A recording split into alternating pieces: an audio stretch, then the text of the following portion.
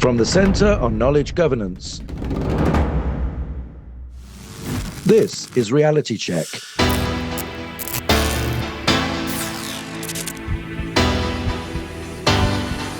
With me, Ben Cashdan. We are looking at how we're going to deal for the first time in history with what you might almost call another species that will be either as or more intelligent than we are. How will any human ever compete with that again? They will produce something that wouldn't exist otherwise, which may help us solve some of these big societal problems. As a legal matter, the question is simple. Who made the creative choices? The machine or the human author? If what you're giving the machine is really ideas and the machine transforms your idea into some sort of expression, you're still the author of nothing as a matter of copyright. The generation of news, facts, journalism. Having machines do all of this, I think the cost to us as citizens will be enormous. This is Reality Check.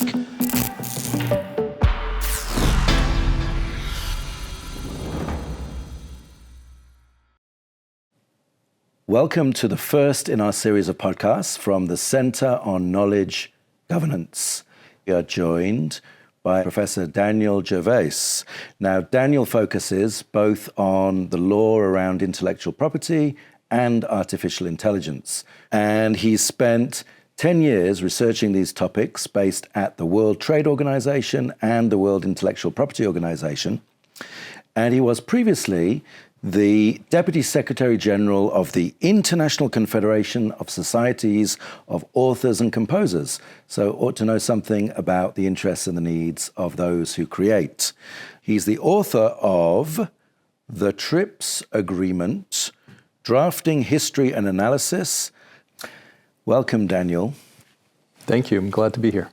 You presented to the World Intellectual Property Organization now when you were in Geneva on the topic of artificial intelligence. So this was a session of the Standing Committee on Copyright at the World IP Organization, and they had a session dedicated to AI and copyright. The first part was about transparency, because a lot of countries are either imposing or thinking about imposing transparency obligations. And the second part was about copyright and AI. I want to play a video that evokes something of people's understandings of some of the concerns around what AI is doing.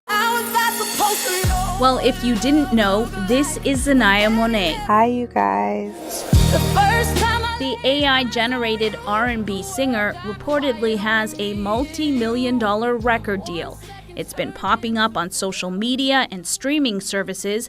Now, Billboard says Monet has hit one of its radio charts, the first known AI artist to do so. You ride what you got, Trizzy. While this radio personality has heard the music, it sounds like a great Southern R&B artist. He says no way is Monet getting any play from him. So, there's a DJ. He doesn't want to play some music. It's popular. Why wouldn't he want to play it? Well, that's a difficult question. I think we're at this inflection point in human history. We've never had this before. We are looking at how we're going to deal for the first time in history with what you might almost call another species that will be either as or more intelligent than we are. And we're not entirely sure how this coexistence will be organized. But there is a sense specifically within the creative community that there's a risk to their future, both as creators and in a way as people who bring new things to other humans, whether it's music or ideas or books. And clearly there are people with this very cautious reaction at this point. Now, you say a third species, almost a third species, you said, but wait a minute.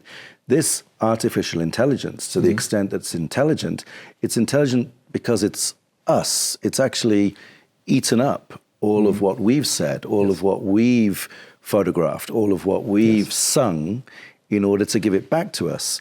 So it's kind of the summation of our species, isn't it? Yes, and the big AI models have ingested pretty much the entire human timeline in the form that can be ingested, so published books and music and so on.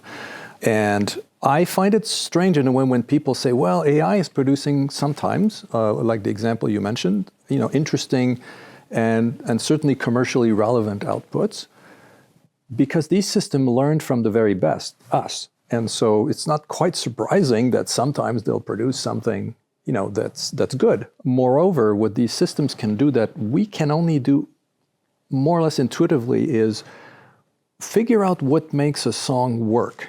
What an AI system can do is it can take a whole bunch of songs that made it, to the top 10 or top 40 or whatever, and try to figure out which patterns are pleasing at this point in history, and like for consumers, and then replicate some of this. And then, of course, AI can also create a persona, an image of a person with a voice, put all that together, and there you go. So it's not surprising that people are worried, because if you're a singer and you make your livelihood out of your original music, and then a machine can take, as you put it, the best of us and make something that takes all the pleasing elements, how will any human ever compete with that again? Oh, I think within 2 or 3 years, it's going to be very difficult. The potential of these systems, once they get a little better, to produce very high, commercially attractive outputs will crowd out the marketplace, specifically in music. But I think this is true of many other areas. The machines will be able to produce what I would call content that would make it very difficult for human creators to compete.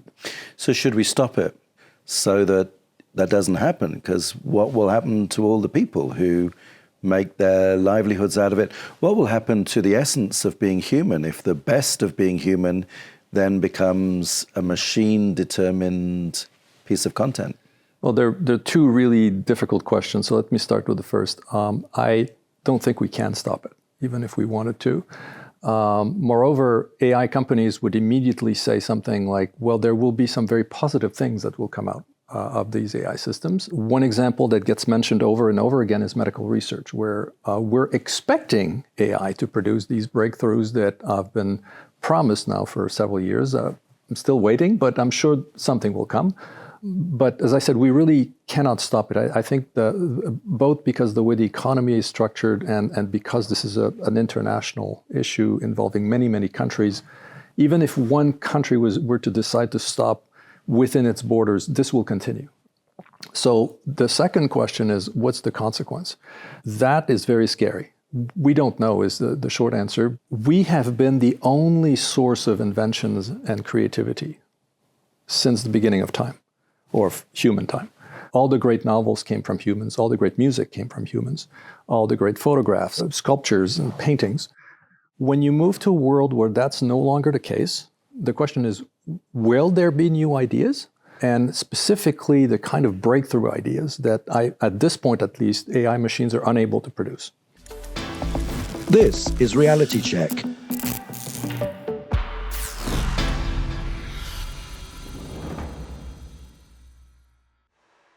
They will produce something that wouldn't exist otherwise, which may help us solve some of these big societal problems. If you train the machine to go and learn from comments on Twitter, it's not going to be the same machine as a machine that would be trained on, say, the best medical journals.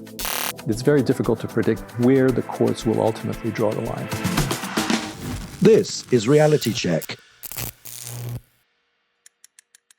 Well, let's just talk about the promise. So you said there's promise of medical breakthroughs and so on.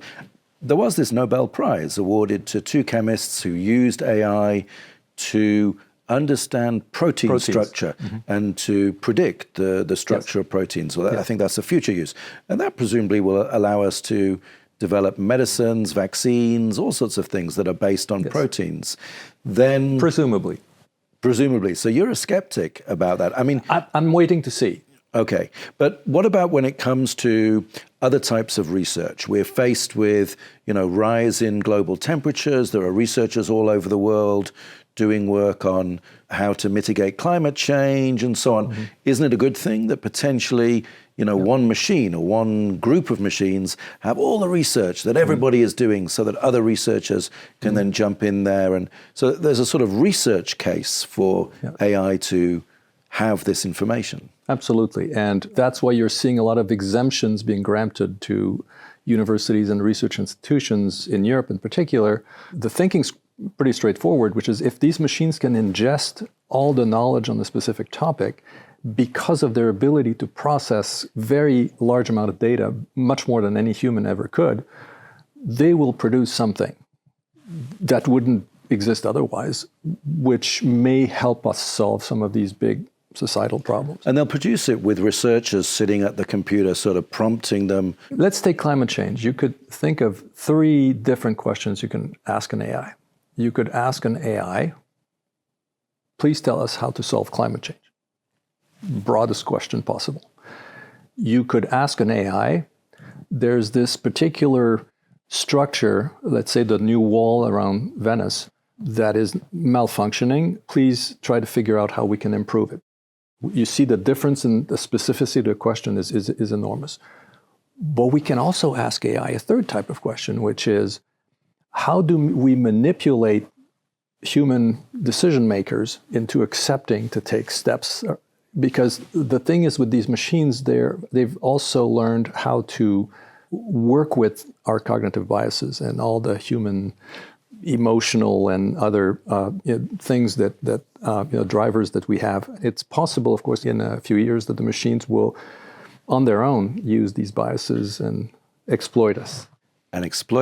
If AI is going to help with those kind of questions, it needs to have access to all the research that has ever been done on climate change. So this is why, I guess, the European Union, the US, and others have these laws that allow researchers to go in and access data without having to say to the publisher, how much do you want to charge me? Tell us a little bit about that. There's 7 or 8 jurisdictions around the world that have been working on exemptions and exceptions to copyright to allow what's sometimes referred to as text and data mining or machine learning, or they're not quite the same thing, but training, as we know it. Training of machines, yes. And so the way the machines are trained is by ingesting a corpus of material, either a corpus that is made by humans and given to the machine, or very often the models are also told to just crawl the internet, whether it's Wikipedia or all these other sites. But to your specific question, one of the big issues in AI is quality of training data. I think we could all agree that if you train the machine to go and learn from comments on Twitter, it's not going to be the same machine as a machine that would be trained on, say, the best medical journals. And unfortunately, if you have all these walls that protect the material that is of higher value, then the machines may end up going with the low quality product or even the extremely low quality product. So let's get back to the exceptions that allow the quality data to get into the AI. The EU law, Article 3 of the Directives on Copyright and the Digital Single Market says that if you're a named institution, which is mostly not nonprofit research, universities and so on, you have a full exemption from copyright for the purpose of training a machine. There are conditions, but it's pretty comprehensive. The US is the main jurisdiction relying on fair use. And one of the factors that's relevant for fair use is the purpose of the use. So if you're data mining scientific articles for the purpose of scientific research, it's not the same analysis as, say, I'm data mining all the songs written by the Beatles, which would be 160 songs, I think, they wrote together, to produce Beatles-sounding music that I will put on Spotify. Right. So the purpose is relevant, but because we don't have court opinions, especially at the appellate level, we're waiting for these court opinions to come out, and it will probably take another 2 years or so. It's very difficult to predict where the courts will ultimately draw the line. So what are they going to look at? What are the courts going to have to look at? So there's exemptions to allow the training of AI using human works and human creativity. And if you're trying to solve climate change and you're a researcher and you're not making any money out of it, presumably that would be the extreme end where it would be allowed. The courts likely would say that's a good use of, you wouldn't have to go negotiate it. If you're trying to create how many Beatles songs did you say there are? I think it's 159. Actually. Okay, so if you're trying to create the 160th Beatles song and you're not giving anything to the estate of Paul McCartney and John Lennon and Ringo Starr and who's the other one I forgot? Harrison. George Harrison, then you're in trouble. So what are they looking at? So the courts will go methodically, usually through the 4 factors in the U.S. statute. So the purpose is definitely important. Less important is the nature of the work. So if it's a scientific work versus a more creative work, the amount that is used. And so here, of course, this would play against the mining because they usually mine the 100%, but it's a minor factor in most cases. And the 4th factor is really interesting here because it's about really how competitive it's called the effect on the market test. So if you're really using it for research, the 4th factor would probably go one way, but if you're trying to produce more Beatles songs, it seems to me it probably goes the other way. And the basis for that is if you look at U.S. Supreme Court cases, those are the kind of factors that courts look at. And so this is the substitution factor, the 4th one. It's also called substitution factor, yes. Right. Impact on the markets. Let's use the music example. Yes. Are you harming an artist by producing almost exactly the same song? If you're reproducing... Competitive. Yeah. So hang on a second. So in the history of fair use, you had to be producing almost the same thing. You had to be more or less copying, a photo. So that was the Andy Warhol case where, people would buy the magazine that was based on the photo because the magazine looked almost identical to the photo. And there they ruled in favor of the original photographer. Correct. Because the magazine looked so similar to the photo. But interestingly, they did so on the 1st factor, on the basis of the 1st factor, not the 4th, which was a little strange. But just a little footnote to what you just said.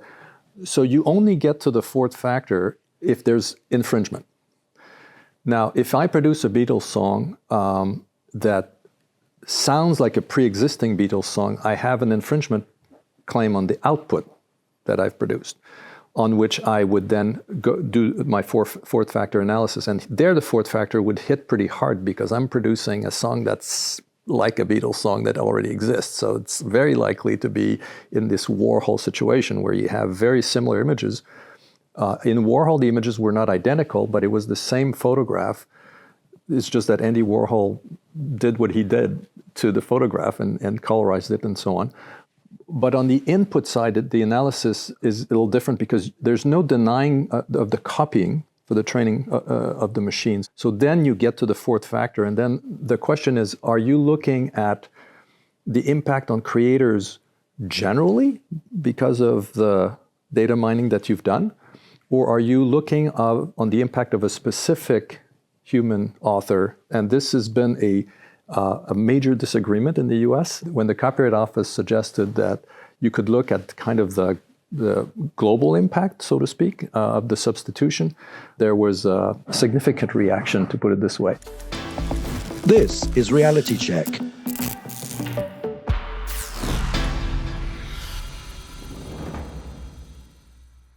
The biggest AI companies have already got a huge head start on anyone else who might now want to do any training. So I think they're the targets. It was relevant that some of the books that were given to the machine came from what you might call a pirated source. At the same time, the same judge said that the ingestion of books that came from a legal source were probably fair use. If what you're giving the machine is really ideas and the machine transforms your idea into some sort of expression, you're still the author of nothing as a matter of copyright. This is Reality Check. So when you make an AI tool, you got to make it with training data. You got to have inputs that go into it. Yes. You make the tool, and then certain things can come out of it, which is the output that you're referring to. And presumably you could try to regulate one or the other or both. I mean, you could have a problem with what's used, because a lot of these artists are saying, and a lot of authors are saying, don't use my books. I don't give you permission to use my books. And that's in some of the lawsuits. But now, what if eventually the thing that was going to be produced with the model was something that would be allowed and, worthy exceptions to copyright because it's new research or it's benefiting humanity and it's not generating a work similar to other books by J.K. Rowling. She was one of the authors, I think, who was involved. So when do you regulate? Surely you've got to get everything in and then you judge it. You judge whether it's being used for a good purpose or a bad purpose. Yes, so it's already regulated. So on the input side, I don't think anyone is seriously denying that copies were made for training purposes. So what we have in these pending lawsuits, not just in the US, in the UK and elsewhere, is basically a backward-looking situation. So the ingestion has happened. It was not authorized by the right holders. So then the question was it covered by an exception like fair use? If not, how much? Right? That's we're already seeing the first settlements, but that's all backward looking. Going forward, say new companies want to try to do some models of their own. Do we put in a system like the EU has done, also Singapore and other jurisdictions, to say the rules are this: if you want to do training, this is the exemption, and if you don't fit within the exemption, if you don't want to end up in court, you should negotiate a license. And the problem there is that the biggest AI companies have already got a huge head start on anyone else who might now want to do any training. So I think they're the targets. Google's about to be worth $4 trillion. I think Microsoft is approaching $4 trillion. NVIDIA, who supplies most of the chips, is approaching $5 trillion valuation currently. Yes. So those are the companies that have already taken most of the training data in. Can you know exactly whose work is in there and who deserves how much compensation? So one thing that's important to mention is that even the big models have to be retrained. So there are these new versions, and so there's retraining happening. So it is possible for smaller models to emerge. Will there be big data sets that are either licensed or in some other way available so that people can start training their own models? In fact, there are a few already. But is it possible to know what's been used? Well, that's part of the litigation in the US. In Europe, companies have to provide a, quote, sufficiently detailed summary of the material that they've used. And the EU has just put out a template that explains what that means. And it's quite general, and it does not include a work-by-work list of things that were ingested. In the US, what may happen is the discovery process in the litigation may get us some information as to what was ingested. What I would say in a nutshell is I think the companies that did the training probably know what they've given the machine to train on. But then if they sent the machine out on the internet to learn, then the question is, what data did the machine keep? Did it keep a record of every URL that it crawled and so on and so forth? And again, that's the kind of information that probably may come out in some of the US lawsuits. So there have been some settlements, as you mentioned. Yes. Anthropic had to settle. So it made an AI tool that ingested a load of books. And it was also to do with where the books came from in that particular case. Yes. Tell us about that. Before the settlement, there had been several motions, and the judge, in one particular opinion, said that it was relevant that some of the books that were given to the machine came from what you might call a pirated source, a pirate kind of repository of books. At the same time, the same judge said that the ingestion of books that came from a legal source were probably fair use. So in the same court case, we have these two sides. But before they got into the full discovery process, the company decided to settle to pay this amount per book. There's a list of books that's published now, and so people can look if their book was used and file a claim. That kind of settles that litigation, but it still leaves the question of what happens going forward, and it does not settle the question of what if it produces a book that is similar to one of the books from which it learned. And I don't know that we're at the point where AI can produce a good novel yet, but they can produce short stories. They can certainly produce nonfiction reports. Let's try to get the factors that we've gone over. At the moment, according to the US courts, you can't train AI using pirate copies of stuff. You had to have... That's one opinion from one judge, but it sounds like it makes sense, yes. Right. And then a big area of discussion, future discussion, is going to be around this impact on the market. And you said that the US Copyright Office already issued some sort of view that it could be harmful if you are not just copying a Beatles song and making one other almost identical Beatles song, but it could be considered harmful if you're competing more generally with bands like the Beatles. So this is harm to the whole market for songs. I'd be interested in your view on that. We don't have a law for a situation where I take from hundreds or thousands of songs I've learned from and I produce something that is commercially competitive but not similar as a matter of copyright law. Yesterday at the WIPO info session, there was a technology company that explained that they could trace back from one song which kind of songs it drew from or which material it drew from. But the analogy that I mentioned to the participants was if I take one word out of 1,000 books and make a 1,000-word paper out of that, I haven't infringed copyright in 1,000 books. I've only taken a word from each book. So there's a very difficult situation in applying copyright if you're going to take very, very small bits from lots and lots of works to produce something, unless, again, that happens to produce something that is similar to a pre-existing song. And obviously you look at any R&B artist citing who inspired them, they're receiving their Emmy on stage. Maybe the difference is when the machine is on its own. Let's just talk about that for a second, because what if I'm inspired by all that music and then I use an AI tool that's been trained with all that music and I'm sort of working with it and massaging it and prompting it and changing something. Then it's okay because I used a tool, but I'm the creator. If your song is like a Bob Marley song, whether you create it alone with a machine or the machine produced it, you still do copyright infringement analysis. But what if it's not like one artist? What if it's just better than all the 500 artists that I used to love when I was younger and I used the tool? That's still okay if I'm just using that as a tool, but it's my music? Well, what it changes in the analysis is if it's pure machine-produced music, there's no copyright protection on the output. If there's a human involved in the process, there can be, and it depends on the nature of the involvement of the human. So if I prompt an AI, produce a song that looks a little bit like this song, or that looks like it's from Bob Marley, or take a version of this rock song and make it sound like Bob Marley, or something very general, and then the machine produces something, I'm the author of nothing. I've just prompted. Copyright doesn't protect ideas.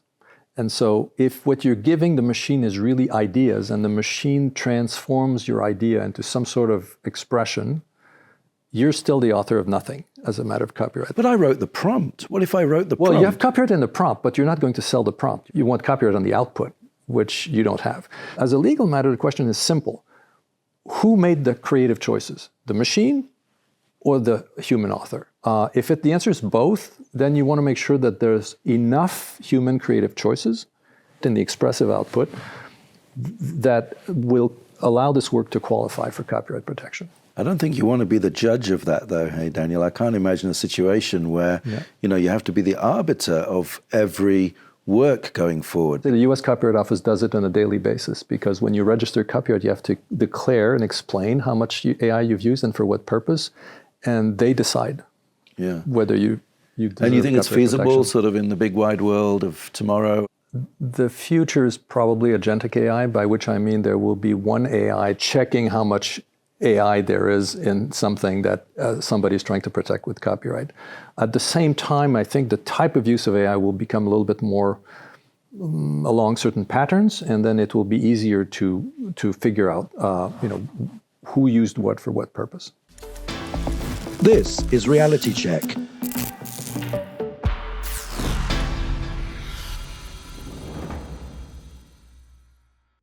Journalism is my biggest worry. Having machines do all of this, I think the cost to us as citizens will be enormous. I suggested yesterday that we could consider some sort of transition remuneration for authors going forward. I'm also a sci-fi writer, and my sci-fi books are called the Coexistence Trilogy because that's the whole point of it. We need to figure out how to coexist well beyond copyright. This is Reality Check. So let's try and do a summary if we can, right? There is a leaning towards saying that you needed to have materials that you use to train AI legally.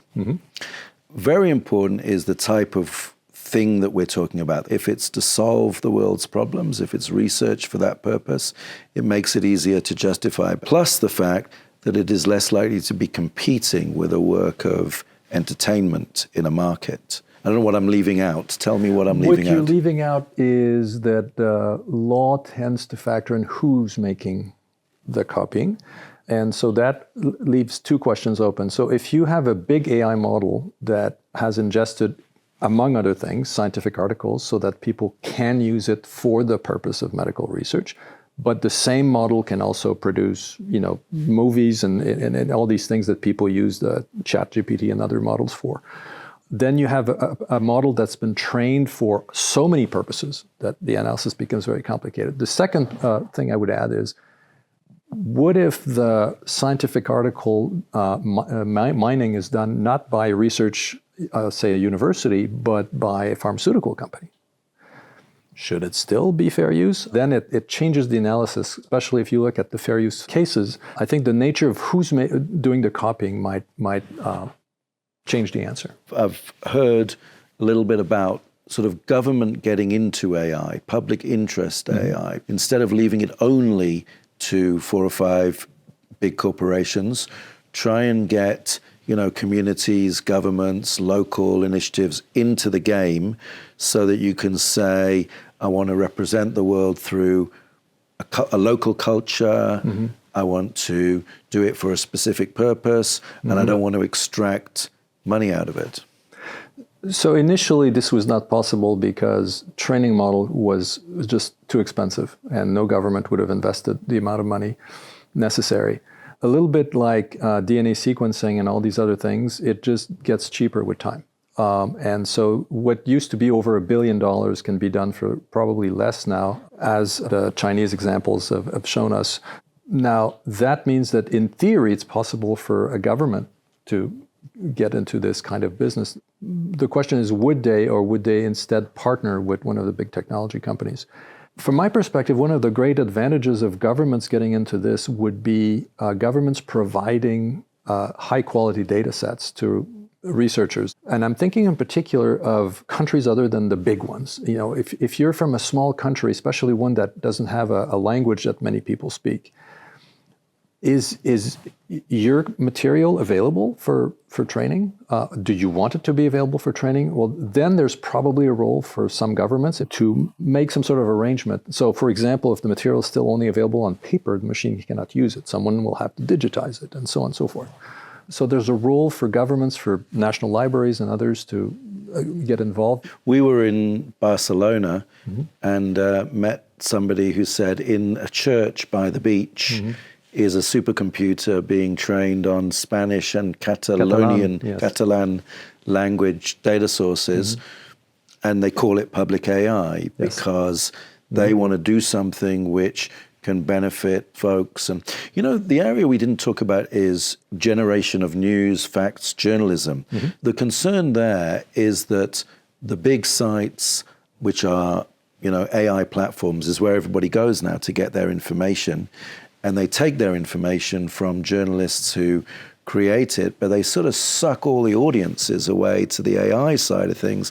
And then nobody will be left going to the places that need the business model, the money to do the journalism to feed the AI. Journalism is my biggest worry, and I've published several papers on this issue. I worry very much about how we're going to adapt to this AI. As I said at the beginning, this almost new species. But in the case of journalism, it's extremely concerning because journalists are responsible for getting information out, but also for analyzing information. And there's a process to this. There are methods that these journalists employ, and sometimes at great expense. One method is checking if something is true or false. Yes. And no journalist would say what I'm saying is true. They can only say, I've gone through the method of journalism and I've done my best to ensure to the verify truth it. And verify. Whereas AI as it is right now tends to say, well, I didn't know the answer, so I'll just come up, It doesn't have a notion of truth the way that humans do, both in terms of reporting and in terms of analyzing current events. If we depend on machines for that, how are we as citizens going to make informed decisions? That concerns me enormously. Look, I would never say government should be in the business of producing music or novels.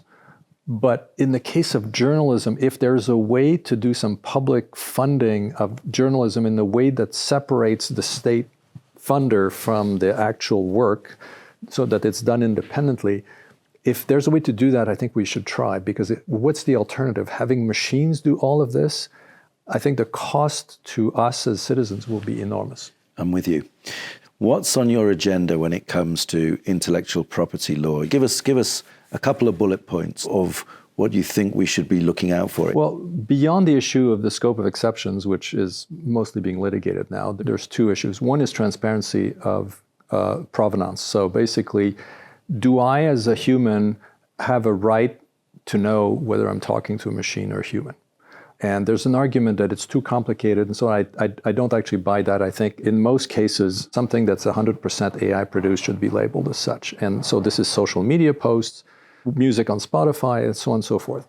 The second point is, because it's very difficult to use current copyright law to deal with human authors that are affected by these new competitive outputs that the machines are producing, I suggested yesterday that we could consider, as some governments are doing, some sort of transition remuneration for authors going forward, so that out of the revenues generated by the competitive outputs that the machines will produce, there'll be some of it that will make its way back to the creators of the material that allowed the machine in the first place to create this competitive output.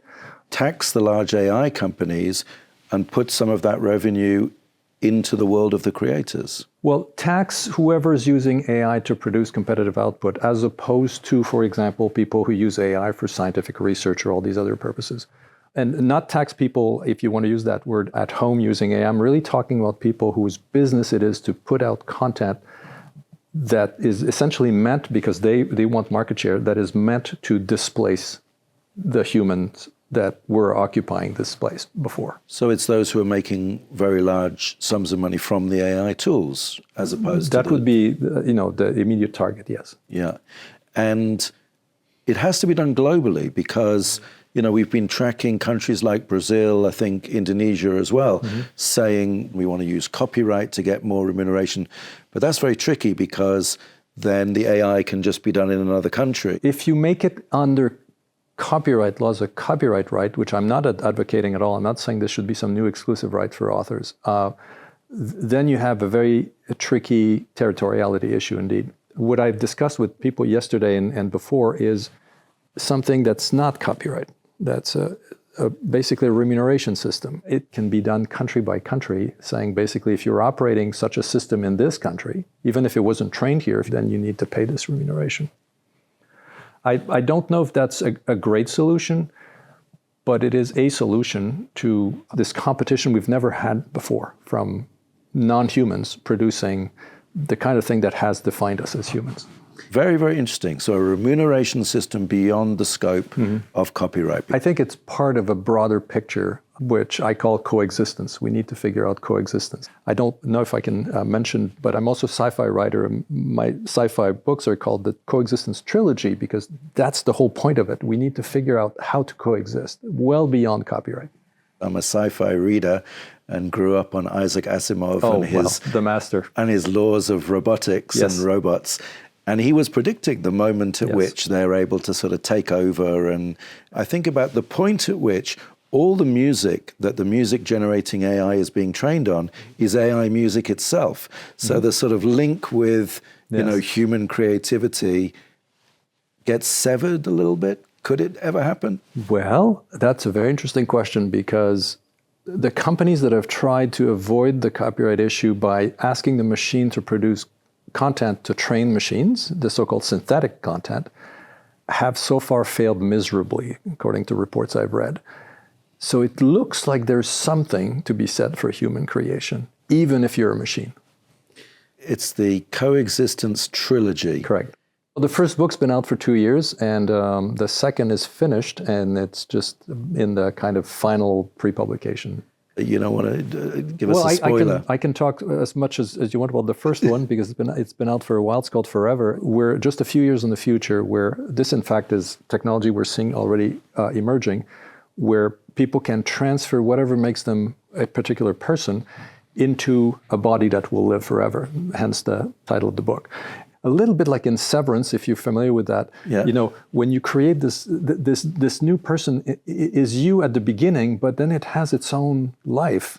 And so these robotic beings have their own life. Over the course of the book, of course, the idea that humans can control these beings gets challenged. The second book is called Together, because it's at that point the two species realize that they need to find a way to coexist. I will not tell you too much about the third one yet, even though I'm working on it, but clearly well beyond copyright. When we talk about the human future and we have this intelligent species now sharing our planet, you know, a lot of adaptation will need to happen. I'm going to read the books, and I'm still going to argue with you about calling our creation, AI, a species. I said sort of a species. Yeah, and I really am grateful for you spending time with us today. I'm very happy in to our have done it. first podcast, and hopefully it won't be the last conversation we have with you. Thank you. I'd be glad to do it again. From the Center on Knowledge Governance, this is Reality Check.